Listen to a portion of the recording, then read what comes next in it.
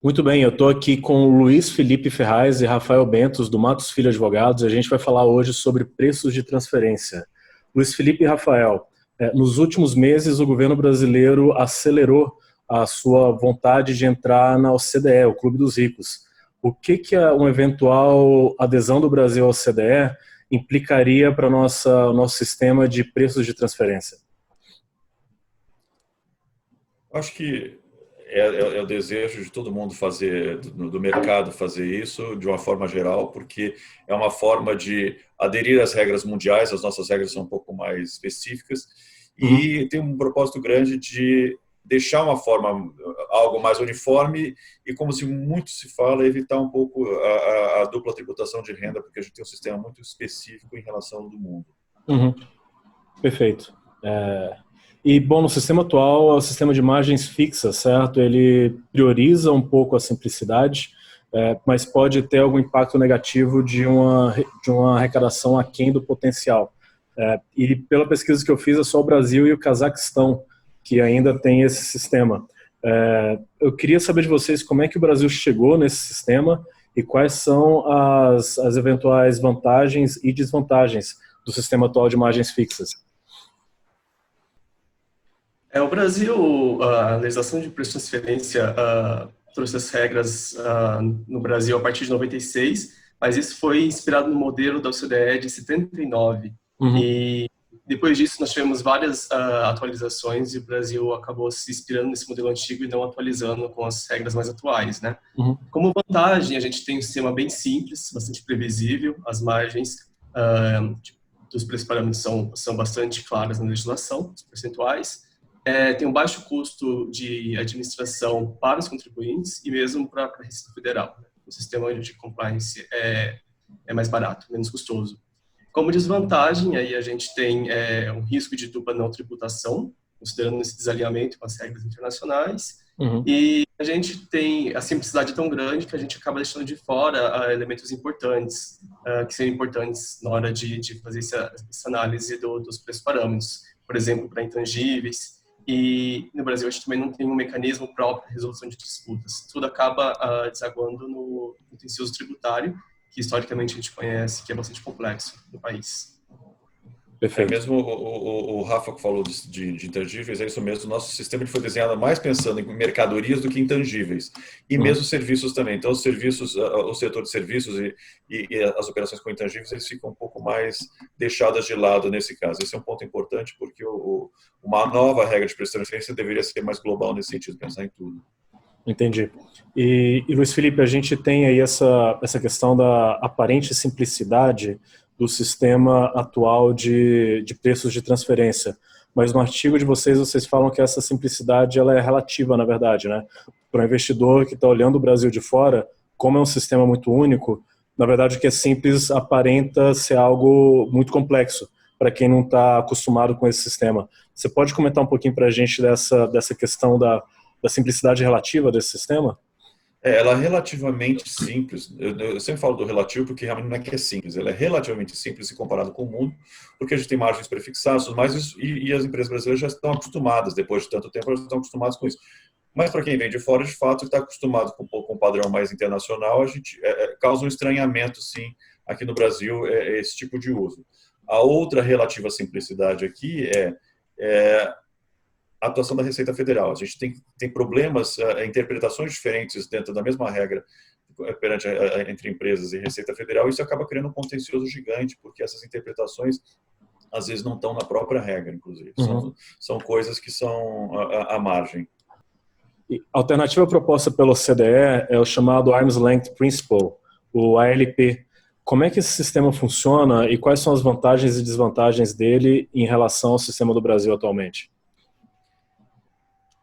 O Arm's Length Principle, o princípio dele é que você deveria lidar com uma parte que seria considerada sua vinculada ou relacionada, como se chame, Uhum. da mesma forma como você lida com terceiros. Então, se você vendesse para terceiro de uma forma, com tais ajustes, com tais quantidades, tais descontos, assim, você deveria usar o mesmo princípio para a sua parte considerada vinculada. Esse é o princípio do Arm's Length, ou seja, basicamente um valor de mercado e você partir com partes controladas. Uhum. No Brasil, o que a gente tem mais próximo disso aí seria na importação o PIC e na exportação o PVX, que usa em tese valores de mercado. A questão é que os ajustes não necessariamente vão transformar isso num preço de mercado. Os outros não são o que a gente pode chamar de arm's length por causa das margens fixas, que não refletem mercado. E a ideia de se trazer um arm's length principle em todos os tipos de métodos que a OCDE está tentando contribuir, colocar no Brasil, é que a gente, de fato, independentemente do método, a gente sempre acaba refletindo alguma coisa que é praticada com terceiros.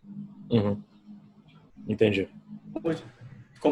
Como vantagem, a gente vê que é uma orientação da OCDE, né? Então, os países ao redor do mundo terem e adotar esse sistema. Por outro lado, ele também tem muitas desvantagens, porque quanto mais complexas as operações, mais difícil de realmente entender as nuances de cada grupo econômico. Então, por exemplo, de novo, para intangíveis, é difícil determinar os valores das patentes, know-how e de marcas. E por conta dessa complexidade também gera muita informação, muitos documentos. Então, operacionalizar é difícil. E aí cada país acaba adotando, internalizando essas regras internamente. Isso às vezes acaba gerando mais informações, mais demandas dos contribuintes, levando complexidade também. Perfeito. E no artigo de vocês sugerem uma posição favorável ao alinhamento com os princípios da OCDE hoje. A pergunta que eu faço para vocês com isso a gente não aumenta o risco de ter um volume maior de contencioso no país, agora também em preços de transferência?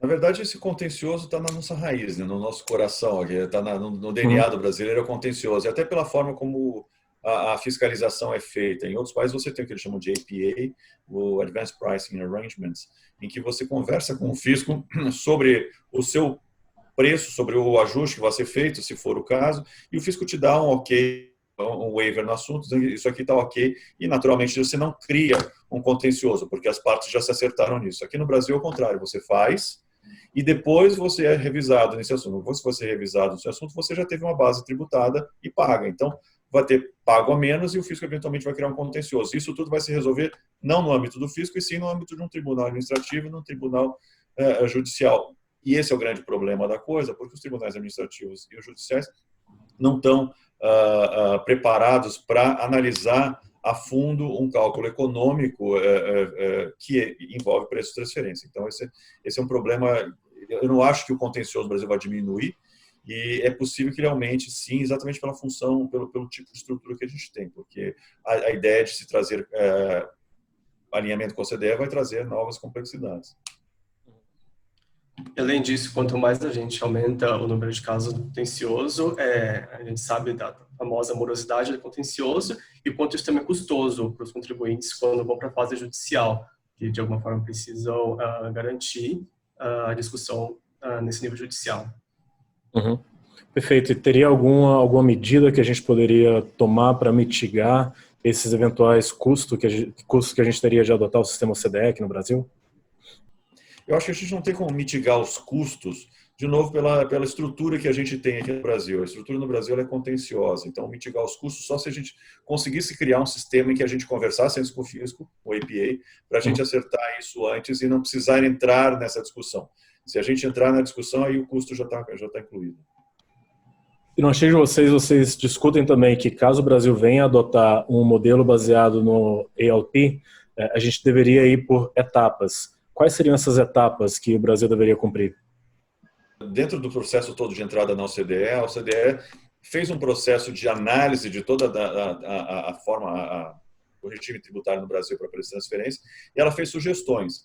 Dentro dessas discussões todas, um ponto que ficou foi exatamente isso. A gente faz uma virada de chave agora ou a gente faz um processo gradual de entrada na OCDE? Uhum. Muita gente defendia esse processo de gradual de entrada, ou seja, vai mudando aos poucos isso, mas na prática o que a OCDE sugeriu falou, não, vamos fazer essa entrada de uma vez, abruptamente, porque senão senão a gente nunca vai ter um processo completo. Então essa é a recomendação da OCDE. Como isso vai acontecer, eu não sei, porque claro, a gente está numa época de Covid agora, em que todas as discussões que eram urgentes passaram a não ser tão urgentes. Eu não sei se hoje existe algum grupo dentro do governo desenhando a legislação ainda assim. Quando ela desenhar, o que pode se pensar em forma de enfim, transformação da legislação, seria talvez colocar vai ser de uma virada de uma vez, mas talvez não colocar para o ano seguinte, talvez para 2 anos seguintes, para que as empresas consigam talvez sentar e se organizar, entender como é que esses efeitos vão existir. Acho que talvez seja essa forma mais razoável. Uhum. Perfeito. Luiz Felipe, você falou aí das empresas entenderem melhor como é que vão ser impactadas. A gente consegue pensar aqui em quais setores econômicos teriam dificuldade maior a se adaptar ao eventual novo regime e quais se beneficiariam mais das novas regras? Pelo que eu estava falando ali em relação ao desenho da regra de prestação de serviço, ela foi desenhada para fins mais de mercadorias do que serviços intangíveis. Então, talvez o setor de serviços estranhe um pouco mais do que o setor, e aí eu não estou falando de setor econômico como automotivo versus energia, nada, eu estou falando de uma forma mais macro, serviços versus o comércio versus a industrialização. Eu acho que o de serviço talvez estranhe um pouco mais, porque hoje a situação de serviço é muito mais simples, porque muitos métodos não se aplicam, outros se aplicam de uma forma mais simples. O físico não tem uma experiência tão grande em fiscalizar talvez serviço. Acho que talvez a área de serviço, setor de serviços sinta um pouco mais isso. E as operações envolvendo intangíveis também vão ganhar uma complexidade grande, porque o intangível já tem sua complexidade maior. Eu acho que quem já está no comércio, na industrialização, na importação para fabricação, eu acho que vai talvez se adaptar um pouco melhor. Perfeito. Talvez a facilidade que tem com esse alinhamento internacional, convergência, é que para os grandes grupos econômicos que já cumprem essas informações, documentos fora do país, vão poder de alguma forma usar isso para atender a requisitos no Brasil. Então, de alguma forma, isso pode ser aproveitado aqui e isso facilite essa fase de migração. Perfeito. Bom, eu falei aqui com o Luiz Felipe Ferraz e Rafael Bentos, do Matos Filho Advogados. A gente conversou sobre preços de transferência. Muito obrigado, pessoal. Obrigado, Danilo. Eu agradeço. Essa foi mais uma entrevista da série Pergunte ao Tributarista, da Turivius. Assine o nosso canal e veja entrevistas exclusivas com alguns dos melhores advogados do país. É só clicar no nosso logo, na sua esquerda. Quer saber mais sobre a plataforma de pesquisa e jurimetria tributária da Turivius? Acesse o nosso site em www.turivius.com.